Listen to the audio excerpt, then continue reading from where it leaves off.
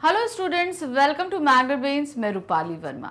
आज मैं लेकर आई हूँ क्लास 11th हिंदी कोर की बुक आरोह भाग 1 के गद्य खंड का अध्याय है रजनी।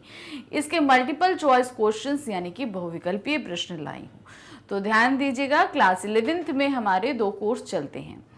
एक कोर्स है कोर और दूसरा है इलेक्टिव। ये दोनों ही कोर्स अलग अलग हैं और इनमें चलने वाली बुक्स भी अलग अलग हैं। तो आपके पास कौन सा कोर्स है उसी के अकॉर्डिंग देखिएगा, क्योंकि हम सभी कोर्स के जो हैं वो वीडियोस आपके लिए लेकर आते हैं। तो आज जैसे मैंने बोला कि आज हम करा रहे हैं कोर। तो इस कोर में हमारे सामने 3 बुक्स चलती हैं। पहली है आरोह भाग 1, दूसरी है वितान भाग 1 और तीसरी है अभिव्यक्ति और माध्यम। तो ध्यान रखिए, अभिव्यक्ति माध्यम एक ऐसी बुक है जो हमारी क्लास 11th में भी चलती है, क्लास 12th में भी चलती है। और जो चैप्टर इसके क्लास 11th के हैं वो कोर और इलेक्टिव दोनों ही सिलेबस में चलते हैं और कुछ चैप्टर आपके सिर्फ और सिर्फ कोर में चलते हैं। तो जब ये बुक मैं आपको कराऊंगी तो सारी चीज़ें एक बाय एक बताती हुई चलूंगी। जैसा हमने कहा कि आज हम बुक पढ़ रहे हैं आरोह भाग 1।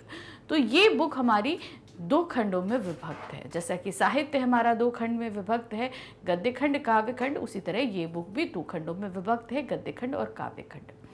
गद्य खंड में आज हम कर रहे हैं अपना अध्याय रजनी। ये पाठ हमारे सामने मनु भंडारी जी ने प्रस्तुत किया है और इसके आज हम मल्टीपल चॉइस क्वेश्चन कर रहे हैं। तो चैप्टर से रिगार्डिंग आपको मैं थोड़ा सा बता दूं कि यहाँ पर जो शिक्षा को व्यवसाय बनाया जा रहा है उस पर आधारित ये पूरी एक पटकथा है। पटकथा अर्थात पर्दे के लिए लिखी गई कथा। ये फेमस जो सीरियल था रजनी, उसी का एक एपिसोड है। यहाँ पर ध्यान रखिएगा, आपने भले ही एपिसोड ना देखा हो लेकिन आप अपने पेरेंट्स से पूछोगे तो वो बताएंगे कि हाँ ऐसा कोई एक धारावाहिक आता था। ठीक है, तो आप चाहोगे तो गूगल पे जाके भी सर्च कर सकते हैं। तो ये इसके पूरा एक सीरियल था और हर एक इंडिविजुअल होता था। हर एक सीरियल में एक नई समस्या के साथ रजनी आती थी।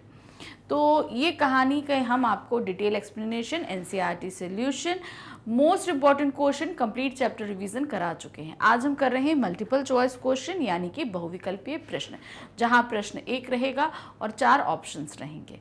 तो अब यहाँ पर ध्यान देने वाली बात है कि जब भी किसी भी चैप्टर के आपसे मल्टीपल चॉइस क्वेश्चन पूछे जा रहे हैं या आप तैयार कर रहे हो तो उस कंडीशन में सबसे पहले आपको अपनी बुक उठानी है और पूरा चैप्टर पढ़ना है, जिसमें आपका लेखक परिचय, उनकी जितना भी जीवनी, जितनी भी रचनाएं, कृतियां, पुरस्कार, मृत्यु, जन्म स्थान, सब कुछ पढ़ना है।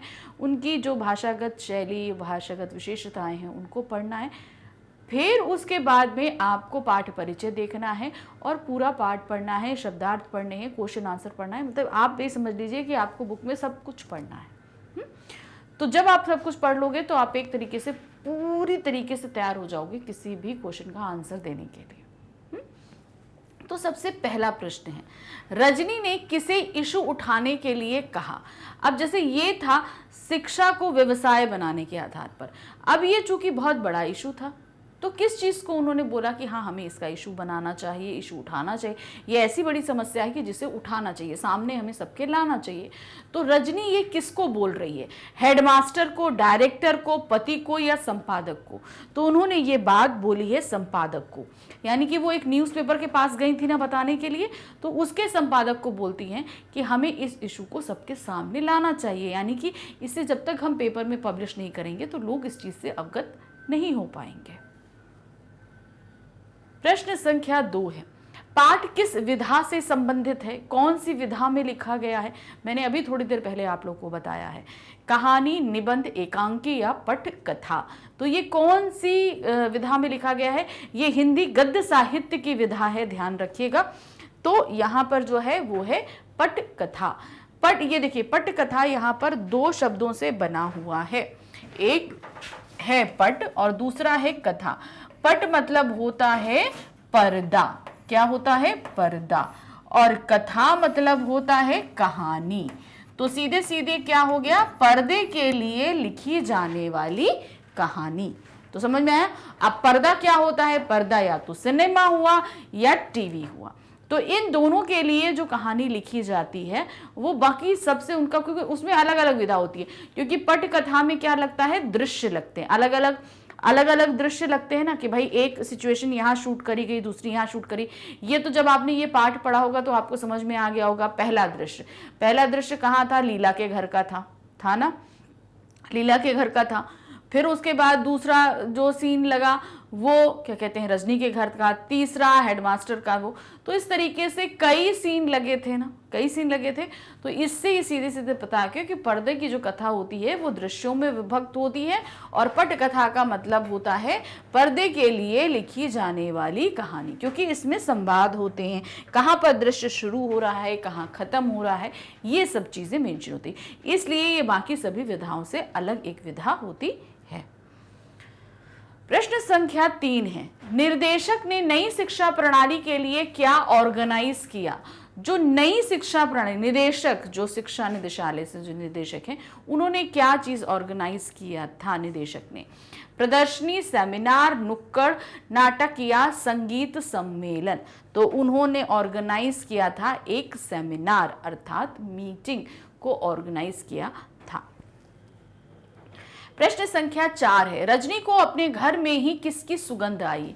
जब वो अपने घर पहुंची तो किस चीज की सुगंध आ रही थी? गुलाब की, केसर की, रजनीगंधा की या केवड़े की? तो किस चीज की महक आ रही थी? वो आ रही थी केसर की, क्योंकि वो केसरिया रसमलाई मंगाई गई थी ना, तो उसकी महक उसे घर में बहुत तेजी से आ रही थी। प्रश्न संख्या 5 है, चपरासी रजनी को अंदर क्यों नहीं जाने देता है? अब जब वो क्या कहते हैं गया मिलने के लिए, तो वो चपरासी उन्हें अंदर नहीं जाने दे रहा था। क्यों नहीं जाने दे रहा था? कारण क्या दिखाया? रुपए नहीं देने के कारण, पहले से समय ना लेने के कारण, डायरेक्टर के आदेश के कारण, या इनमें से कोई नहीं।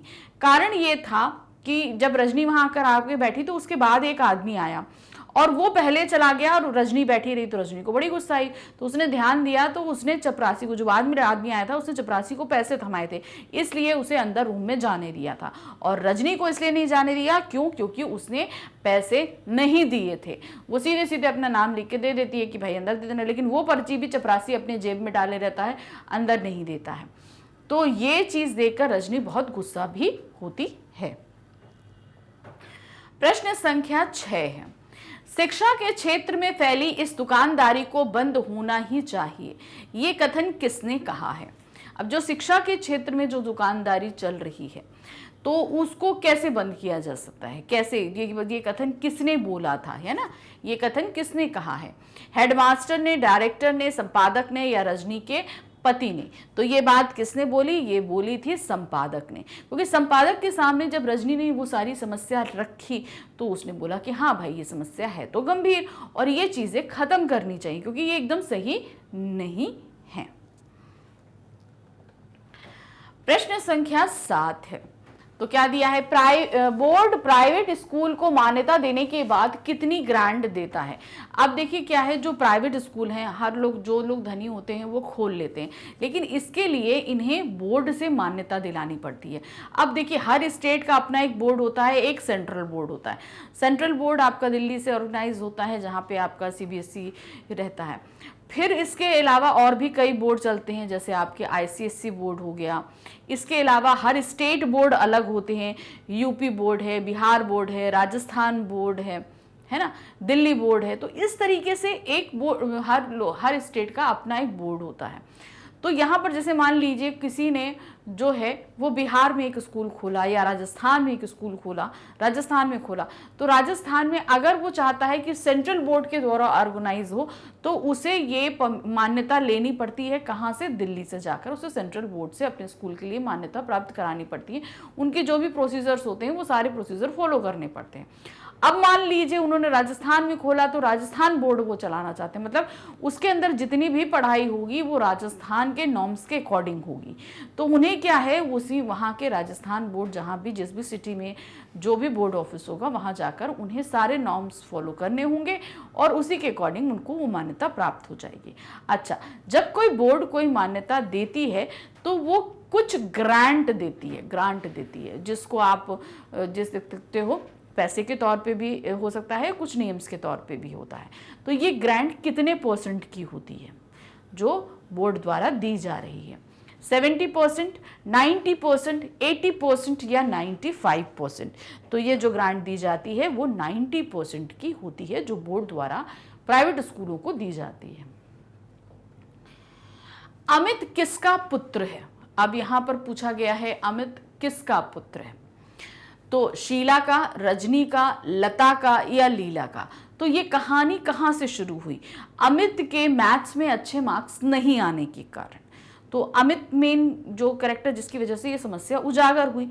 अब अमित की माँ का नाम क्या है या अमित किसका बेटा है? तो वो किसका बेटा था? वो बेटा है लीला का।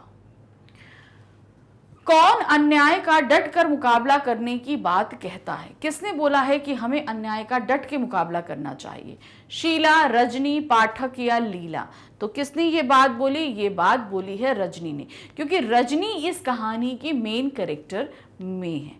ठीक है, अब वो मेन कैरेक्टर में होने के कारण वहां पर क्या रहेगा कि वो जो है कहीं पे भी कुछ गलत हो रहा है, कुछ है, तो उसके खिलाफ वो आवाज उठाना चाहती है, इसलिए उसको मेन कैरेक्टर में रखा गया और उसी ने ये सारी पूरी कहानी, देखिए रजनी पे ही आधारित है। रजनी अमित से की सारी चीजें जानती है, हेडमास्टर के पास जाती है, संपादक के पास जाती है, मीटिंग सेमिनार ऑर्गेनाइज करती है, बहुत सारे पेरेंट्स को बुलाती है। तो पूरी कहानी में कौन था? रजनी ने ये सारे एफर्ट्स लिए और उसी ने ये बात कही कि हमें कोई भी अन्याय हो डट के हमेशा मुकाबला करना चाहिए, चुप रहकर उसे सहन नहीं करना चाहिए। प्रश्न संख्या 10 है, बोर्ड ने मीटिंग के प्रस्ताव को कैसे स्वीकार किया? अब मीटिंग हुई थी भाई, जिस मीटिंग के लिए न्यूज़पेपर में ऐड दिया गया और बहुत सारे पेरेंट्स और टीचर्स वहां पर आकर आए, तो वहां पर जो समस्याएं सामने निकल के आई उसे जो है वो बोर्ड ऑफिस के सामने रखा गया, बोर्ड निदेशक के सामने रखा गया। अब जो प्रस्ताव रखा गया था, प्रस्ताव क्या था कि भाई टीचर्स जो हैं वो ट्यूशन क्यों पढ़ाते हैं? क्योंकि उन्हें इतनी सैलरी नहीं मिलती है, इसलिए उन्हें ट्यूशन पढ़ाना ज़रूरी हो जाता है। तो उन्होंने बोला कि ठीक है, ट्यूशन पढ़ाना है, लेकिन उसी स्कूल के बच्चों को ट्यूशन नहीं पढ़ाया जाएगा। मान लीजिए कि जो एक, जैसे मैं जिस स्कूल में पढ़ाती हूँ, मैं उस स्कूल के बच्चों को ट्यूशन नहीं पढ़ा सकती, ट्यूशन पढ़ाऊंगी लेकिन और दूसरे स्कूल्स के बच्चों को मैं ट्यूशन पढ़ा सकती हूँ, ये चीज़ है। तो क्या है, ज्यों का त्यों स्वीकार कर लिया, कुछ बदलाव करके स्वीकार किया, स्वीकार कर दिया, या इनमें से कोई नहीं। तो सीधे उन्होंने कैसे बोल रहे, जैसा प्रस्ताव दिया था ज्यों का त्यों रजनी द्वारा दिया गया वो जो है वो स्वीकार कर लिया गया था। प्रश्न संख्या 11 है, पाठ के अनुसार शिक्षा क्या बनती जा रही है? अब ये जो पूरा पाठ हमने पढ़ा तो इसमें देखा कि शिक्षा क्या बनती जा रही है, पाठ के अनुसार की हम बात कर रहे हैं। आधुनिक बन रही है, उच्च बन रही है, व्यवसाय बन रही है या बोझ बन रही है? तो जैसा कि इस पाठ में बताया गया कि पूरी शिक्षा जो है वो एक व्यवसाय बनती जा रही है, मतलब एक बिजनेस बन रही है। प्रश्न संख्या 12 है, रजनी और लीला को किसके प्रथम आने की संभावना थी? पाठ के शुरू में जो है जब रजनी जो है लीला के यहाँ जाती है तो वो लोग किसके प्रथम आने की संभावना की बात करें कि हाँ ये तो प्रथम आएगा। कौन था वो? राकेश के, संजय के, विशाल के या अमित के? तो वो थी अमित के फर्स्ट आने की। अमित किसका है? लीला का बेटा है, उसके फर्स्ट आने की उम्मीद की जा रही थी। प्रश्न संख्या 13 है, अमित स्कूल में कौन से स्थान पर आया था? अमित कौन से स्थान पर आया था? पहले स्थान पर, तीसरे स्थान पर, छठे स्थान पर या किसी स्थान पर नहीं आया था। उसके मार्क्स अच्छे नहीं आए थे मैथ्स के, तो जाहिर सी बात है उसकी पोजीशन थोड़ी डाउन हुई थी। वो किस स्थान पर आया था? वो आया था छठे स्थान पे, यानी कि 6th पोजीशन पर वो आया था। प्रश्न संख्या 14 है, क्या दिया है? आंदोलन में रजनी का साथ किसने दिया था? प्रधानाचार्य ने महोदय ने, पति ने, संपादक महोदय ने या लीला ने? तो आंदोलन में रजनी का साथ दिया था संपादक महोदय ने, अर्थात न्यूज़पेपर के जो संपादक थे उन्होंने रजनी को बहुत साथ दिया था। यहाँ तक कि न्यूज़पेपर में बात छपवाना हो, मीटिंग ऑर्गेनाइज करना हो, सभी चीज के लिए उन्होंने बहुत ज्यादा हेल्प करी थी। प्रश्न संख्या 15 है, पाठक सर के कुल कितने लड़के ट्यूशन पढ़ने आते थे? तो पाठक सर से कितने लड़के ट्यूशन? अब पाठक सर कौन थे? वो उनके मैथ्स के सर थे, ठीक है ना, अमित के मैथ्स के, स्कूल के जो मैथ्स के सर थे ना, जिसमें उसके मार्क्स कम आए थे, उनके यहाँ ट्यूशन पढ़ने सब बच्चे जाते थे, तो उन्होंने अमित से भी बोला था कि भाई ट्यूशन लगवा लो। लेकिन अमित ने जब ये बात बोली अपनी माँ से, तो अमित ने कहा कि भाई तुम तो मैथ्स में अच्छे हो, तो तुम्हें ट्यूशन की क्या ज़रूरत है। जाहिर सी बात है, अगर हम किसी सब्जेक्ट में अच्छे तो ट्यूशन की क्या ज़रूरत है। तो उसकी माँ ने लगवाया नहीं, और फाइनल एग्जाम में क्या हुआ कि उसके मार्क्स कम कर दिए। क्यों? क्योंकि उसने ट्यूशन नहीं लगाया था, और जिन बच्चों ने ट्यूशन लगाया था उन सभी के मार्क्स अच्छे थे। तो इसी से ये समस्या का जन्म हुआ। तो अब पाठक सर के यहाँ कितने बच्चे पढ़ने आते थे, ये बात पाठ में मेंशन है, 18, 20, 22 या 27। तो पाठक सर के यहाँ आते थे 22 बच्चे पढ़ने के लिए। कितने? 22 स्टूडेंट्स आते थे। प्रश्न संख्या 16 है, लीला ने क्या मंगवा रखा था। लीला को ये था कि भाई अमित जो है वो फर्स्ट आएगा, तो उसने कुछ मंगवा के रखा था। क्या था वो? केसरिया, रसमलाई, जलेबी, बर्फी या काजू कतली। तो उसने क्या मंगवा के रखा था? केसरिया रसमलाई मंगवा के रखी थी। प्रश्न संख्या 17 है, अमित के गणित में कम अंक क्यों आए थे। अभी मैंने आपको बताया क्या कारण था उसके कम आने का। क्यों? क्योंकि उसने अपने स्कूल के मैथ्स टीचर के साथ जो है वो ट्यूशन नहीं लिया था, इस कारण उसके कम मार्क्स आए थे। क्योंकि उन्होंने इस खुंदक में कि हाँ तुमने मुझसे ट्यूशन नहीं पढ़ा, इसलिए उसके मार्क्स काट लिए थे। कम पढ़ने के कारण, ट्यूशन लेने के कारण, ये ट्यूशन ना लेने के कारण, या परीक्षा ना देने के कारण। तो सही ऑप्शन क्या है? वो है ट्यूशन ना लेने के कारण उसके मैथ्स में कम मार्क्स आए थे। प्रश्न संख्या 18 है, मैथ्स के सर थे। मैथ्स के सर कौन थे? मिस्टर शर्मा, मिस्टर पाठक, मिस्टर गुप्ता या मिस्टर गर्ग। तो पार्ट में उनका नाम तो नहीं दिया गया है, उनका सिर्फ सरनेम बताया गया है। तो वो है मिस्टर पाठक, जो मैथ्स के सर थे। प्रश्न संख्या 19, अमित को मैथ्स में कुल कितने नंबर मिले थे। अब जैसा कि उसको 100 मार्क्स आते थे, मतलब अच्छे मार्क्स आते थे, लेकिन जब उसका फाइनल एग्जाम हुआ तो उसके मार्क्स कम हो गए थे मैथ्स में। तो वो कम हुए तो कितने मार्क्स आए थे?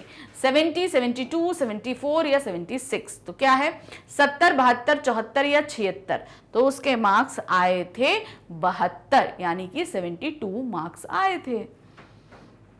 रजनी के पति घर पर क्या भूल गए थे। घर क्या भूल गए थे? क्या चीज वो जा रहे थे और घर पर भूल गए थे? घड़ी, मोबाइल, फाइल या चाबियां। तो वो क्या भूल गए थे जिसे लेने के लिए वो वापस आए थे? वो थी फाइल, जिसे वो भूल गए थे और वापस लेने के लिए आए थे। प्रश्न संख्या 21 है, रजनी की लेखिका हैं। अब ये जो पाठ हम पढ़ रहे हैं रजनी, इसकी लेखिका कौन है? ये मैंने आपके वीडियो को स्टार्टिंग में ही बता दिया था। तो इसमें है सुभद्रा कुमारी चौहान, शिवानी, मनु भंडारी या महादेवी वर्मा। तो इस पाठ की जो लेखिका हैं वो है मनु भंडारी। प्रश्न संख्या 22 है, रजनी के द्वारा भेजी गई स्लिप कहाँ थी। जब वो डायरेक्टर से मिलने के लिए गई थी ना, तो उसने वो स्लिप चपरासी को दी थी, मगर चपरासी ने क्या की थी? वो स्लिप अंदर नहीं दी थी। क्यों? क्योंकि रजनी ने उसको पैसे नहीं दिए, इसलिए उसने वो स्लिप अंदर दी ही नहीं। मगर फिर वो स्लिप कहाँ रख ली? वो उसने अपनी पॉकेट में रख ली थी। अर्थात वो स्लिप कहाँ थी? चपरासी के पॉकेट में। डायरेक्टर के पास, चपरासी की जेब में, डस्टबिन में या मेज पे। तो वो कहाँ पर थी? वो थी चपरासी की जेब में, अर्थात उसकी पॉकेट में। प्रश्न संख्या 23 है, किस तारीख को पेरेंट्स की एक मीटिंग होनी निश्चित हुई। तो भाई ये हुआ कि ये समस्या जो खड़ी हुई, रजनी ने अमित के जरिए जिस समस्या को समझा जाना, तो उसने ये सोचा कि भाई ये समस्या सभी के सामने अगर आ रही है, तो उसने कई लोगों से पता किया, हाँ समस्या आ रही, तो उसे लगा कि भाई शहर भर में ऐसे बहुत सारे पेरेंट्स हो सकते हैं। तो ये बात उसने क्या चीज़ करी, उसने कहा कि अब हम एक मीटिंग ऑर्गेनाइज करते हैं सभी पेरेंट्स की, जिनमें कुछ टीचर्स भी आए थे, क्योंकि भाई बहुत सारे पेरेंट्स टीचर भी होते हैं। तो ऐसे करके बहुत सारे पेरेंट्स आए। तो वो पेरेंट्स को बुलाने के लिए उसने न्यूज़पेपर में एक जो है ऐड छपवाया। वो ऐड छपाया जिसमें उसमें बहुत सारे पेरेंट्स को बुलाने के लिए एक मीटिंग ऑर्गेनाइज करी। तो वो मीटिंग किस तारीख को डिसाइड की गई? 20 तारीख को, 22 तारीख को, 25 तारीख को या 30 तारीख को? तो वो जो मीटिंग ऑर्गेनाइज की गई थी वो थी 25 तारीख को, यानी कि 25th। अब उसमें देखिए मंथ, उसमें जो कहानी है उसमें कोई भी मंथ मेंशन नहीं है, उसमें सिर्फ 25 तारीख लिखा है। तो आप 25 तारीख को, मंथ पे आप नहीं जाएंगे। प्रश्न संख्या 24 है, रजनी रसमलाई किसके मुंह में डालती है। अब भाई जब सारी चीजें सॉल्व हो गई, सॉर्ट आउट हो गई, भाई लीला ने तो रसमलाई मंगा के रखी थी रजनी के घर पे कि हाँ भाई जो है चलो अब सब कुछ ठीक हो गया, सरकार ने सारी बात मान ली, अमित को भी अच्छे मार्क्स मिल गए क्योंकि उसके जो है कॉपी चेक हो गई थी। तो अब वो जो रसमलाई उसने इस खुशी के तौर पे किसके मुंह में डाली थी, रजनी ने वो रसमलाई किसके डाली, अमित के, लीला बहन के, कांति भाई के या पति के। तो वो किसके डाली थी, वो डाली थी अमित के। अमित, क्योंकि अमित की वजह से ये समस्या सामने आई थी कि हाँ ये ऐसी कोई समस्या जो है वो एग्जाम्स यानी स्कूल्स में चल रही है जिसकी वजह से बच्चे बहुत सारे सफ़र करते हैं, सब खुल के सामने नहीं आते, डर के मारे नहीं आते, लेकिन ये समस्या आई तो उसने उस चीज़ को सॉल्व किया और सामने रख दी। प्रश्न संख्या 25 है, I am very proud of you किसने कहा था, ये बात किसने बोली थी, ये किसने बोली थी और किसको बोली थी। अगर हम ये चीज बोलें तो किसने बोली थी, ये डायरेक्टर ने, पति ने, अमित ने या हेडमास्टर ने। तो ये बात बोली थी पति ने। अब ये किसके पति हैं, रजनी के पति, क्योंकि रजनी को पहले वो करने के लिए रोकते हैं, कहाँ तुम इन सब चीजें चक्कर में पड़ रही हो, लेकिन वो मानती नहीं क्योंकि वो अपने स्वभाव से मतलब उसे अन्याय सहन नहीं होना, वो संघर्षशील लेडी है, तो वो क्या करती है, वो संघर्ष करती है, ठीक है, और फिर वो जीत भी जाती है और सब कुछ सही कर लेती है। तो इसके बाद उसके पति बड़े खुश हो जाते हैं और खुश होकर ये बात वो रजनी से बोलते हैं कि I am very proud of you. प्रश्न संख्या 26 है, अब यह रजनी कोई और मुसीबत ना खड़ी करे कथन किसका है। अब ये कथन किसने बोला, हेडमास्टर ने, डायरेक्टर का है, रजनी के पति का है या लीला का है। तो अब जरा थोड़ा सा ध्यान दीजिए, पहले अब ये जो कथन आएगा इसके पहले का पहले बैकग्राउंड समझना जरूरी है। अब कहानी शुरू कहाँ से होती है कि रजनी जो है वो लीला के यहाँ जाती है, क्यों, क्योंकि अमित का रिजल्ट आना है। लीला भी बड़ी खुश है, उसे पूरी तरह कॉन्फिडेंट है, वो कॉन्फिडेंस है कि वो उसका जो बेटा है वो पढ़ने में अच्छा है और फर्स्ट पोजीशन लेकर आएगा, और रजनी भी उसे अच्छी तरह जानती है कि नहीं वो अच्छे मार्क्स लेकर आएगा। अब चूंकि वहां पर सभी दोनों लोग, रजनी और लीला जो है वो अमित का इंतजार कर रहे होते हैं, लेकिन जब अमित आता है तो वो बहुत गुस्से में होता है क्योंकि उसकी फर्स्ट नहीं 6th पोजीशन आई होती है, कारण है उसके मैथ्स में कम मार्क्स आए। अब ये पाठक सर की वजह से हुआ क्योंकि मैथ्स के सर उसे ट्यूशन पढ़ने के लिए बोल रहे थे मगर उसने ट्यूशन पढ़ने के लिए मना कर दिया, इसलिए हमारे गुस्से में उन्होंने उसके मार्क्स काट लिए। अब इस बात से रजनी के खुश थोड़ा खफा हो जाती है और फिर वो डिसाइड करती है कि भाई अब इसके खिलाफ हमें कुछ करना चाहिए। तो वो बोलती है कि भाई अगर अमित से बोलती है, लीला से बोलती है, अगर ऐसा कुछ है तो तुम वहाँ के हेडमास्टर से जाके बात करो। तो वो लोग बोलते हैं नहीं, अगर हम करेंगे तो भाई जो सर हैं वो बड़े खफा हो जाएंगे, गुस्सा हो जाएंगे। तो बोलती है ऐसे तो सही ठीक नहीं है। तो अब ये सोचकर वो वहाँ से चली जाती है और उसके बाद जो है वो लीला इस बारे में सोचती है कि वो रजनी के बिहेवियर से अच्छी तरह वाकिफ थी कि अगर वो कहीं पर भी कुछ भी गलत होता देखती है तो उसको वो सही करने के लिए लग जाती है। तो लीला अब ये यहाँ पर सोचती है कि अब ये जरूर कोई ना कोई बखेड़ा खड़ा करेगी, अर्थात इस बात का इशू उठाएगी, इस पूरी समस्या को जब तक सॉल्व नहीं कर लेगी तब तक वो शांत नहीं बैठेगी। तो ये कथन जो है, अब ये रजनी कोई और मुसीबत ना खड़ी करे, ये कथन किसका है, ये लीला का कथन है, लीला ने ये बात बोली है। प्रश्न संख्या 27 है, बहुत मेधावी बच्चा है, अमित के लिए यह किसने कहा। मेधावी का मतलब क्या होता है कि बहुत इंटेलिजेंट बच्चा जो होता है स्टडीज में और बाकी जितनी एक्टिविटीज हैं सब, एक बच्चा होता है ना जो सभी चीज़ों में परफेक्ट होता है, बहुत अच्छे से करता है। तो ये बात अमित के लिए किसने बोली थी, रजनी ने, हेडमास्टर ने, लीला ने या पाठक सर ने। तो अमित के लिए ये बात बोली है रजनी ने, क्योंकि रजनी अमित को पर्सनली जानती थी कि हाँ वो पढ़ने में अच्छा है, पूरी तरीके से एक्टिव है, तो इसलिए कोच उसने बताया कि भाई ये बहुत मेधावी छात्र है। और ये बात वो हेडमास्टर से बोल रही होती है कि मैं जानती हूँ कि वो बहुत मेधावी छात्र है, उसकी कोई गड़बड़ हुई है, मैं उसकी कॉपी देखना चाहती हूँ। तो हेडमास्टर ने सीधे मना कर दिया था कि भाई फाइनल एग्जाम्स की कॉपीज हम पेरेंट्स को नहीं दिखाते हैं। तो ये चीज के कारण वो उस चीज के लिए एक्सप्लेनेशन दे रही है कि अच्छा छात्र है, उसने अच्छा किया है, आप उसकी कॉपी मुझे दिखा दो। प्रश्न संख्या 28 है, रजनी मैथ्स के शिक्षक की शिकायत करने किसके पास गई थी। अब रजनी ने ये देखा कि जो अमित है वो बहुत गुस्से में आया और उसके गुस्से का कारण था उसके मैथ्स पे कम मार्क्स आए, और इसके कम मार्क्स आने के कारण था उनके मैथ्स के सर मिस्टर पाठक, उनसे भाई ट्यूशन नहीं पढ़वाई इसलिए उन्होंने मार्क्स कम कर दिए। अब अगर टीचर की शिकायत करनी हो, भाई स्टूडेंट की शिकायत करनी हो तो टीचर के पास जाओ, टीचर शिकायत करनी हो तो किसके पास जाओगे, जाहिर सी बात है प्रिंसिपल के पास जाएंगे।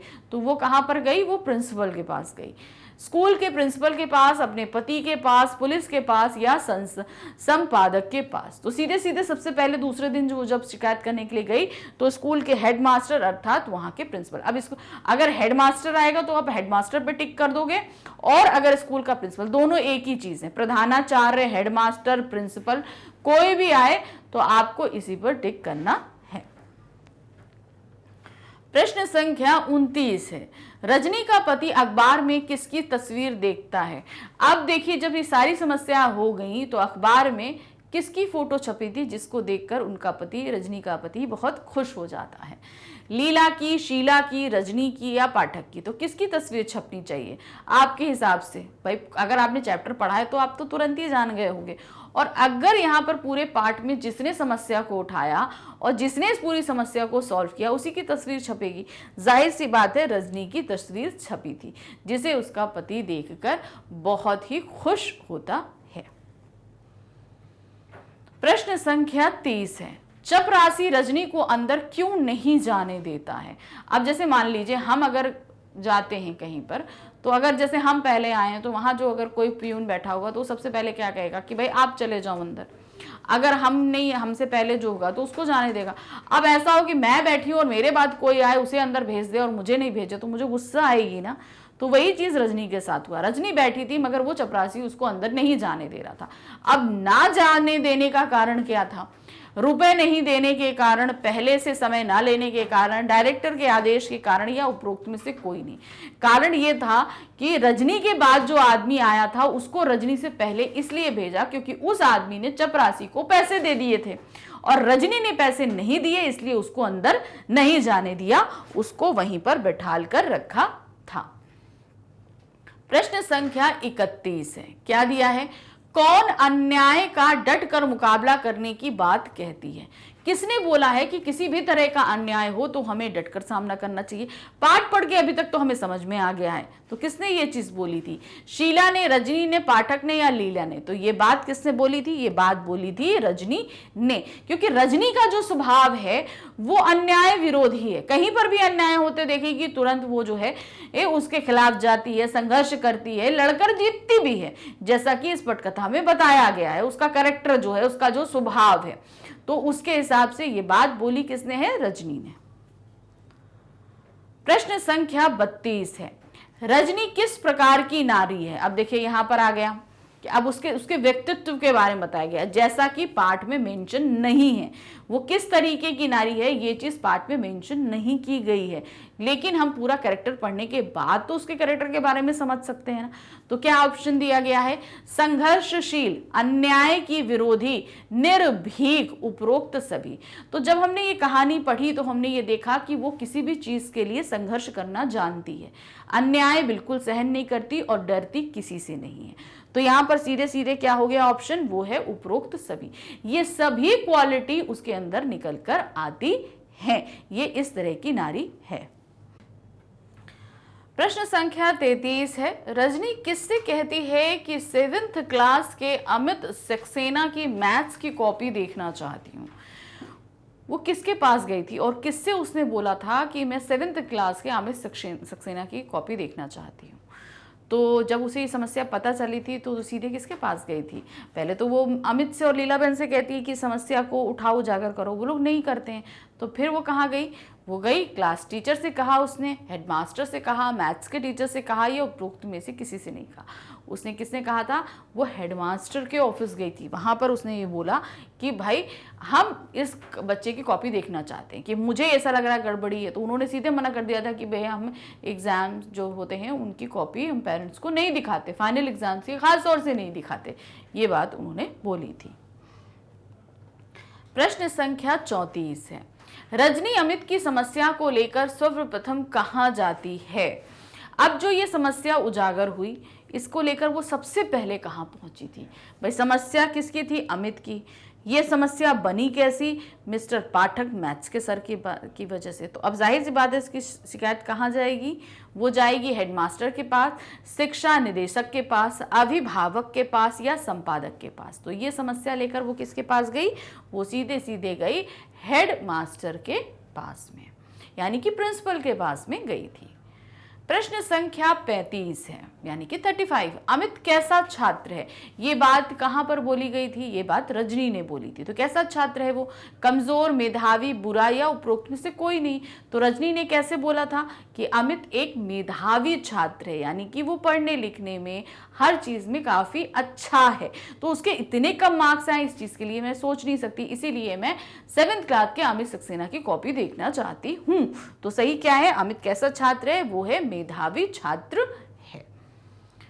प्रश्न संख्या 36 है, लीला 2 गिलासों में क्या लेकर आई थी। वो 2 गिलास, जब रजनी आई थी ना, तो वो क्या लेकर आई थी 2 गिलासों में, दूध, शरबत, सिकंजी या जूस। तो वो लीला क्या चीजें लेकर आई थी, वो लेकर आई थी सिकंजी।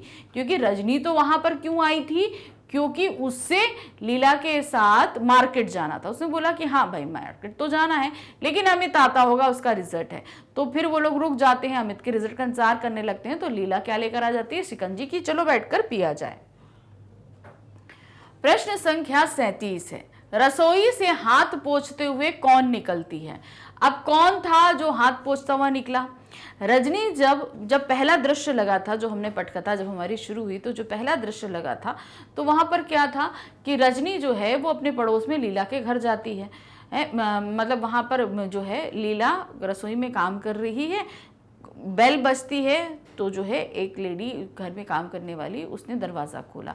रजनी घर के अंदर आई तो उसने कहा, कहाँ हो लीला, बाजार नहीं चलना क्या। तो वो बोलती, हाथ पोंछती हुई बाहर आती है लीला और क्या कहती है, चलना तो है लेकिन अभी अमित आता होगा, उसका रिजल्ट है। तो सही क्या है, कौन आया था हाथ पोंछता हुआ, वो था लीला आई थी। प्रश्न संख्या 38 है, क्या दिया है, संपादक किसके द्वारा राइट अप फ्लैश करवाएगा। जो राइट अप जो लिखा गया था जो मीटिंग के लिए, वो किसके द्वारा उसने फ्लैश करवाने की बात कही थी, पीटीआई, पीटीसी, पीटीटी या पीटीडी। तो किसके थ्रू से ये फ्लैश कराने की बात कही थी, वो कराई थी पीटीआई के थ्रू ये फ्लैश करवाने की बात कही थी। प्रश्न संख्या 39 है, रजनी किस प्रकार की नारी है, कैसी नारी उसको बताया गया है, संघर्षशील, अन्याय विरोधी, निर्भीक या ये सभी। तो यहाँ पर कैसी नारी है, वो है ये सभी सही है, क्योंकि वो संघर्षशील है, कहीं पर भी अगर अन्याय देखती है तो तुरंत उसके विरोध में संघर्ष करने के लिए तैयार हो जाती है और डरती किसी से नहीं है। उसे जो लगता है कि अगर सही है तो हमें उस तरीके से काम करना चाहिए, तो वो उसी तरीके से काम करती है। तो ये सारी ही क्वालिटी उसके अंदर निकल कर आती है। प्रश्न संख्या 40 है, रजनी पिछली सदी के किस दशक का एक बहुचर्चित टीवी धारावाहिक है। जैसा कि मैंने जब पाठ के शुरू में, जब मैं ये वीडियो शुरू कर रही थी, तो मैंने आपको बताया था कि ये एक पटकथा है और इस पटकथा पर पूरा सीरियल, ये सिर्फ एक एपिसोड आपके सामने रखा गया है, लेकिन इस तरह के बहुत सारे एपिसोड थे और ये किस नाम से चर्चित हुआ था, रजनी के नाम से। अब ये धारावाहिक किस समय में टेलीकास्ट हुआ था, अब ये ध्यान रखिए किस दशक का एक बहुचर्चित टीवी, यहाँ पर दशक पूछा गया है। अब टीवी आया ही जो कब आया, 90s में आया, तो जाहिर सी बात है 90 के दशक में ही कोई दशक होगा। कौन सा दशक था, 7वें, 8वें, 9वें या 6ठे। तो अब इस दशक का मतलब समझ आइए, दशक का मतलब होता है 10 साल का एक पूरा पीरियड, ठीक है। अब यहां पर दशक का मतलब होता है 10 साल, ठीक है।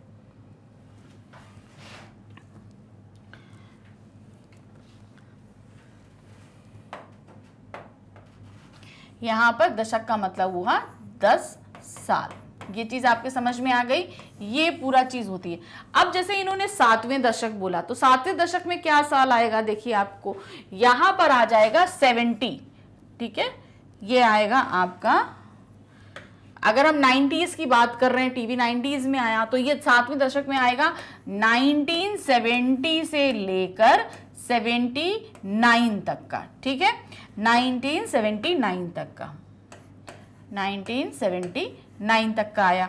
70 का दशक था ना, 7वें दशक में था, तो 7वें का सारा आ गया। फिर आया 8वें में, तो ये कितना आया, 1980 से लेकर 1989 तक आया। इसमें भी देखिए 8वां दशक है। फिर 90 में क्या आया, 1990 से लेकर 1999 तक आया। छठे दशक में आया 1960 से लेकर 1969 तक का दशक आया। तो अब आपको दशक का मतलब समझ आया, 10 साल का एक पीरियड जिसे दशक कहा जाता है।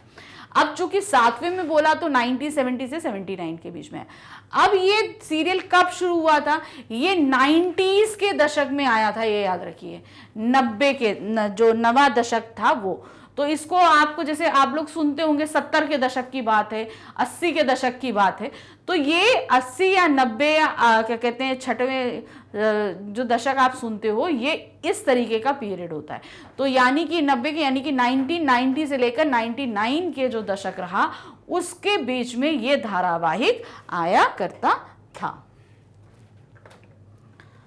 प्रश्न संख्या 41 है, रजनी में किस समस्या को रेखांकित किया गया है। अब ये जैसे जो रजनी ये धारावाहिक आता था ना, हर एपिसोड दूसरे से अलग रहता था।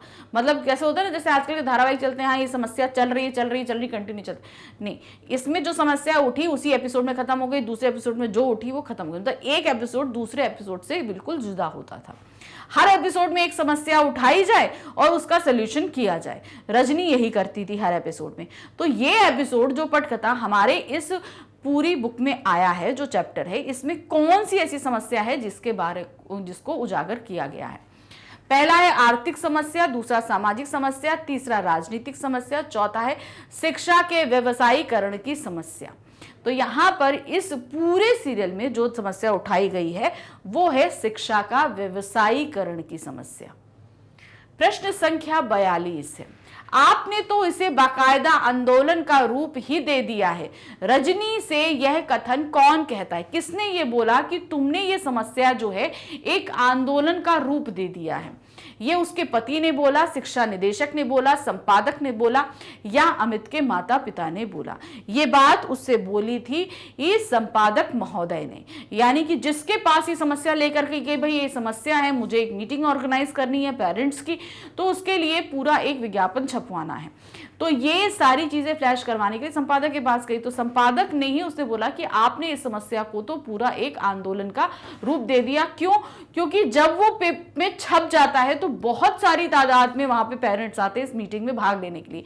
तो जाहिर सी बात है कि इस समस्या से बहुत सारे लोग परिचित थे, सफर कर रहे थे, इसलिए वहां पर इतने सारे लोग आए थे। प्रश्न संख्या 43 है, यानी कि 43। आपको स्लिप भेजकर भीतर आना चाहिए ना, रजनी ने से यह कथन कौन कहता है? हेडमास्टर, शिक्षा निदेशक, संपादक या पाठक साहब? तो वो कहाँ गई थी? स्लिप दिया था उसने, लेकिन उसकी स्लिप जो है वो चपरासी नहीं भेजता है, और जब रजनी गुस्सा हो जाती है तो बिना कुछ करे सीधे वो रूम में पहुंच जाती है। तो कौन था वो? हेडमास्टर, शिक्षा निदेशक, संपादक या पाठक साहब? तो वो थे आपके शिक्षा निदेशक। अब वो वहां पहुंची तो चपरासी ने बोला बैठ जाओ, उसने अपने नाम की स्लिप दी चपरासी को, हाँ बैठ गई। वो सोची मेरी बारी आएगी, लेकिन उसके बाद जो आदमी आया उसको चपरासी ने पहले भेज दिया, क्योंकि उस व्यक्ति ने चपरासी को पैसे दे दिए थे। अब रजनी ने जो स्लिप दी थी वो स्लिप उसके जेब में थी, ये बात रजनी देख लेती, और रजनी को वो अंदर क्यों नहीं जाने दे रहा था? क्यों? क्योंकि रजनी ने उसको पैसे नहीं दिए थे। अब ये देख के जो है रजनी एकदम आग बबूला, गुस्सा, वो तुरंत का तुरंत उठ के जस का तस सीधे डायरेक्टर के रूम में पहुंच जाती है। तो भाई चपरासी भी हड़बड़ा जाता है, और निदेशक भी बोलते हैं कि भाई आपको पहले स्लिप देना चाहिए, तब आना चाहिए। तब वो सीधे बोलती कि भाई स्लिप तो हमने दी थी, लेकिन चपरासी ने आपको नहीं दी। ये बात हुई थी। प्रश्न संख्या 44 है, मनु भंडारी का जन्म कब हुआ था? अब देखिए यहाँ पर इस पाठ की लेखिका कौन है? मनु भंडारी। तो अब जब आप ये चैप्टर पढ़ोगे तो लेखिका के बारे में भी आपको पूरा पढ़ना पड़ेगा। कि भाई इनका जन्म कब हुआ, कहाँ हुआ, इनकी पढ़ाई कहाँ हुई, इनकी द्वारा रचित उपन्यास, कहानी संग्रह, निबंध, जो कुछ भी उन्होंने पटकथा जितनी सब कुछ लिखी सब कुछ पढ़ना पड़ेगा। उनकी मृत्यु कब हुई, इनकी शैली क्या है, सब कुछ आपको पढ़ना पड़ेगा। तो उस पर भी आधारित यहाँ कुछ प्रश्न है ताकि आपको समझ में आए कि कैसे प्रश्न पूछे जा सकते हैं। तो जैसे पहला प्रश्न है कि उनका जन्म कब हुआ था, क्या है, सन 1930 में, सन 1931 में, सन 1932 में या सन 1933 में। तो मनु भंडारी जी का जन्म हुआ था सन 1931 में, यानी कि 1931 में उनका जन्म हुआ था। प्रश्न संख्या 45 है, क्या दिया है, मनु भंडारी का जन्म कहाँ हुआ था। अब कब हुआ, 1931 में। कहाँ हुआ, बाराबंकी उत्तर प्रदेश, दानापुर बिहार, भानपुरा मध्य प्रदेश, हैदराबाद तेलंगाना। तो ध्यान दीजिएगा, जहां पर जगहों का नाम है साथ में स्टेट्स के नाम दिए गए हैं। तो कहां पर हुआ था उनका जन्म, उनका जन्म हुआ था भानपुरा मध्य प्रदेश में, यानी कि 1931 में भानपुरा मध्य प्रदेश में उनका जन्म हुआ था। प्रश्न संख्या 46 है, निम्न में से मनु भंडारी द्वारा रचित कहानी संग्रह कौन सा। यहाँ पे कुछ के नाम दिए हैं। अब चूंकि मनु भंडारी ने बहुत सारी कहानियां लिखी हैं, तो कुछ अब सारी कहते हैं ना, संग्रह क्या होता है भाई, बहुत सारी कहानी लिखी तो उसके लिए अलग अलग बुक्स नहीं छपती, एक पूरा संग्रह छपता है और उसमें सारी कहानियां ऐड कर दी जाती हैं। अब चूंकि बहुत सारी हैं तो उनके संग्रह भी बहुत सारे होंगे। तो अब कौन सा संग्रह है इसमें देखते हैं। पहला है एक प्लेट सैलाब और मैं हार गई। दूसरे में है तीन निगाहों की एक तस्वीर, यही सच है। तीसरा है त्रिशंकु, आंखों ने देखा झूठ। और घा है उपरोक्त सभी। तो हमको जहां तक पता है मनु भंडारी की ये उपरोक्त सभी जो हैं वो कहानी संग्रह हैं। ये मनु भंडारी के ही द्वारा रचित सारे कहानी संग्रह हैं। प्रश्न संख्या 47, मनु भंडारी द्वारा रचित उपन्यास के नाम बताइए। अब उन्होंने कई सारी नॉवेल्स भी लिखी हैं, उपन्यास भी लिखे हैं। उपन्यास क्या हैं, आपका बंटी, महाभोज, स्वामी, एक इंच मुस्कान और चौथा है उपरोक्त सभी। तो ये सभी जो है मनु भंडारी द्वारा लिखी उपन्यास हैं। आपका बंटी, महाभोज, स्वामी, एक इंच मुस्कान, सभी मनु भंडारी द्वारा रचित उपन्यास के नाम हैं। प्रश्न संख्या 48 है, मनु भंडारी द्वारा रचित रजनी पटकथा का निर्देशन किसने किया था। अब भाई ये लिखा तो मनु भंडारी ने, लेकिन इसे डायरेक्ट किसने किया, क्योंकि ये एक धारावाहिक था, एपिसोड था, तो इसके निर्देशक कौन थे। पी कुमार वासुदेव, सुभाष घई, वासु चटर्जी या अनुराग बासु। तो सही क्या है, जैसा कि हमने बोला ना कि जब हम पाठ पढ़ते हैं तो पाठ से पहले पाठ का परिचय आता है, पाठ के बारे में बताया जाता है। तो ये क्वेश्चन उसी पाठ परिचय से लिया गया है, यानी कि उस जो पटकथा है उस पर जब धारावाहिक बना तो उसका निर्देशन किया गया वासु चटर्जी द्वारा। प्रश्न संख्या 49 है, मनु भंडारी जी को कौन से सम्मान प्राप्त हुए। अब वो इतनी बड़ी लेखिका थी तो जाहिर सी बात है कई जगह से उन्हें सम्मान भी प्राप्त हुए। वो कौन से सम्मान हैं, हिंदी अकादमी दिल्ली का शिखर सम्मान द्वारा पुरस्कृत किया गया उन्हें। फिर है बिहार सरकार, भारतीय भाषा परिषद कोलकाता द्वारा पुरस्कृत किया गया। तीसरा है राजस्थान संगीत नाटक अकादमी, उत्तर प्रदेश हिंदी संस्थान द्वारा पुरस्कृत किया गया, या उपरोक्त सभी। तो ये जो है यहाँ पर उनके सभी सम्मान हमने यहाँ मेंशन कर दिए हैं, यानी कि उपरोक्त सभी। लेकिन आप इन सभी नामों को ध्यान कर लीजिए, क्योंकि हो सकता है जब आपके पास ऑप्शन में आए तो इसमें से किसी एक का नाम आपके सामने दिया गया हो। तो ये ध्यान रखना पड़ेगा कि आपको सारे पुरस्कार याद करने पड़ेंगे। ऐसा ना हो कि कोई एक दिया जाए और बाकी सब कुछ गलत ऑप्शंस हो। यहाँ तो जैसे हमने सारे दे दिए हैं, तो इस सारे देने का हमारा सिर्फ एक मोटिव था ताकि आप पूरी तरीके से परिचित हो पाएं कि आखिर किस बारे में बात हुई है। प्रश्न संख्या 50 है, मनु भंडारी जी का निधन कब हुआ। अब भाई उनकी जन्म देखा, जन्म स्थान देखा, तो उनकी मृत्यु कब हुई। 1931 में उनका जन्म हुआ, तो मृत्यु कब हुई, सन 2021 में, सन 2019 में, सन 2020 में या सन 1990 में। तो उनकी मृत्यु हुई है सन 2021 में, यानी कि रिसेंटली ही उनका देहावसान हुआ है। तो यहाँ पर हमारे इस पार्ट के पूरे 50 प्रश्न यहाँ खत्म हुए। आई थिंक आप अच्छे से समझ गए होंगे। ये चैप्टर बहुत इजी था, अगर आप इसका एपिसोड देख लोगे रजनी वाला तो आपके लिए और ज़्यादा इजी हो जाएगा। तो अगर आप देखना चाहते हो तो गूगल पे तो ये चीज़ें आसानी से अवेलेबल हैं, आप देख सकते हो। लेकिन इस चैप्टर का जितने भी पैटर्न है, यानी कि detail explanation, NCERT solution, multiple choice question, most important question, complete chapter revision, ये सिर्फ आपको एक ही जगह मिलेगा, वो है मैग्नेट ब्रेन्स पे। तो मैग्नेट ब्रेन्स पर ये इसके वीडियोस आपको मिल सकते हैं यूट्यूब पे, हमारी वेबसाइट magnetbrains.com पे, और हमारे ऐप जिसे आप डाउनलोड कर सकते हैं। तो तीनों में से आप अगर किसी भी जगह जाते हो, आप निश्चिंत होकर आराम से इन वीडियोस को देखकर अपनी पढ़ाई कर सकते हैं। तो अच्छे से पढ़ते रहिए, क्योंकि मैग्नेट ब्रेन्स तो हमेशा हर समय आपके साथ है और आगे बना भी रहेगा। तो इसी प्रणाली में मैं आगे आपके लिए और भी वीडियोस लेके आऊँगी MCQs के, क्योंकि अभी हमारे और चैप्टर बाकी हैं।